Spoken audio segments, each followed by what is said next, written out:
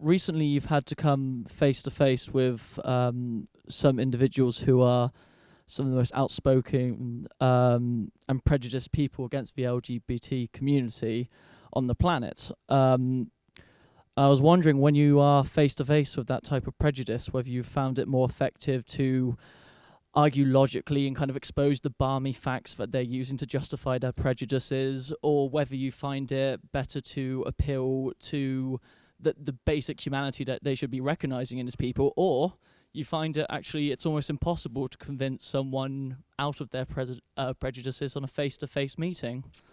I think, I can't remember exactly what occasion you're thinking of, but obviously I have bumped into those who question to the point of bigotry other people's lifestyles that are absolutely none of their business. But I think that's why nature gave us, or enough of a percentage of us, wit, or at least what might pass for it, because it is an enormous deflector of arrogance, brutality, viciousness, and the rest of it. And I think I learned that at school.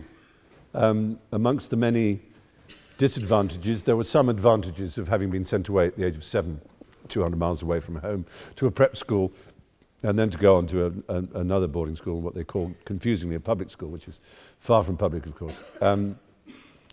And I remember the vague possibility of being bullied.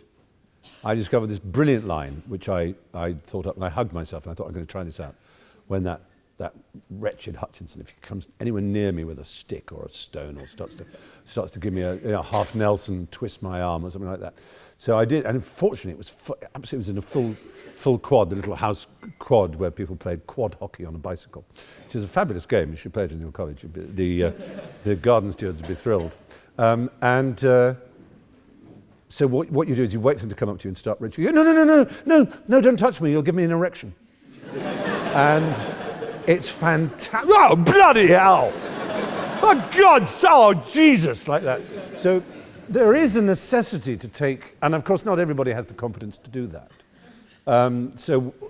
Those of us who can speak up and are at least outwardly brave enough to confront a bully are kind of obliged to do so on behalf of those that aren't.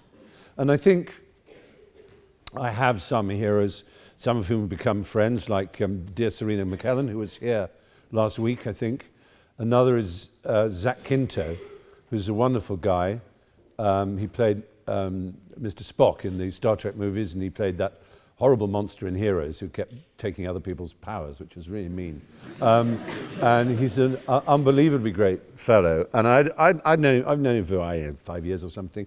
And I've always known he was gay, and he was not out. And this is a very puzzling thing with American film stars. You know some who are gay, and they don't come out, and their agents say, the agent who will be, gayer than 10 Christmases at once will say, you can't dare come out. If you come out, you're not my client.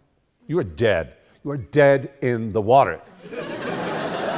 And you think, it's just unspeakable. And so, but it's not for me to judge. It's never. It's not. You can't bully people into coming out. It's as irresponsible as being bullied into going back into your shell, really. But he wrote a most beautiful blog about 2 years ago, where he said, I can no longer stand by when children are killing themselves because they are bullied, and the word faggot is still ringing in their ears. This has just happened the day before. Child killed himself, some school in Middle America, because he had been so tormented, so unable to cope. No heroes to look up to. And Zach wrote this fabulous piece. It's just beautiful. So he said, I'm going to tell you now, I'm gay, and I'm so proud to be. If that means anything to any single child out there, then I'm very proud. And sorry, you see I'm all tearing up now, but it so matters. And in the face of any amount of brute, ignorant hostility, as the ancient metaphor has it, no matter how dark it is, the smallest light is visible. No matter how light it is, a bit of dark is nothing. And you have to remember that it is worth doing the right thing. Not necessarily for yourself or for brownie points, to be admired, but because somewhere out there is somebody who will want to hear it. In fact, talking of Star Trek, and I'll finish on this, because we are, after all, in Oxford University, which for all of the Bullingdon Club and all the rest of it, is a seat of learning and an estimable one. We have to return to Nietzsche. And I don't know if you've read The Birth of Tragedy, one of his most excellent books. But he argued that tragedy was born in ancient Greece out of a spirit that the Athenians had as they grew up as a special tribe that somehow managed to combine two qualities of their 12 Olympic deities. I've always thought 12 gods is much better than one, incidentally. I can't understand why you would just have one god. It seems so peculiarly odd. But to have one of war and one of love and one of mischief, like Hermes or whatever. Anyway, they worshipped above all in Athens, and you can see it in the friezes of the Parthenon, and obviously the very name of the Parthenon and the very name of the city. Pallas Athene, who in the Roman equivalent is Minerva, who was the goddess of wisdom, and they worshipped Apollo, who was a goddess of the god of harmony and music and mathematics and rhetoric.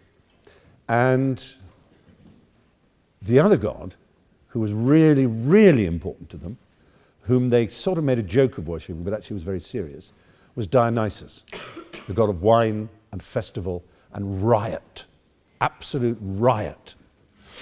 And Nietzsche said, what tragedies do is they look at the fact that all of us humans are torn in two. A part of us is reasonable, harmonious, seeking the truth, calculating, using mathematics, instruments of thought like algebra and philosophy, instruments of governance like justice and democracy. But another part of us wants to wrench our clothes off and dive into the grapes and make slurping horrible noises of love and discord and laugh at the harmony and be bestial because we are composed of those two qualities. They didn't know of our DNA, but they kind of sussed that that was true of us. We were born to be like that. And Nietzsche very persuasively argues that that's what Greek tragedy is. That it's like the case of Oedipus, for example, is a very reasonable and extraordinary man who's constantly counting these very, very perfect Athenian qualities he has, ruling his city, Thebes, and but who has a secret that even he doesn't know, that he's composed of incest. He killed his father, and he then bedded his wife Jocasta. And it's an extraordinary mix of a man who, when he discovers the truth about himself, goes insane and stabs out his own eyes because he cannot bear the idea of being alive and seeing himself. And Nietzsche's idea is that that's what we're like as humans, in the sense that part of us cannot, as T.S. Eliot put it, we cannot bear too much reality. And my theory, and this is where I'm going to go drive you a bit nuts, is that this is what Star Trek is about.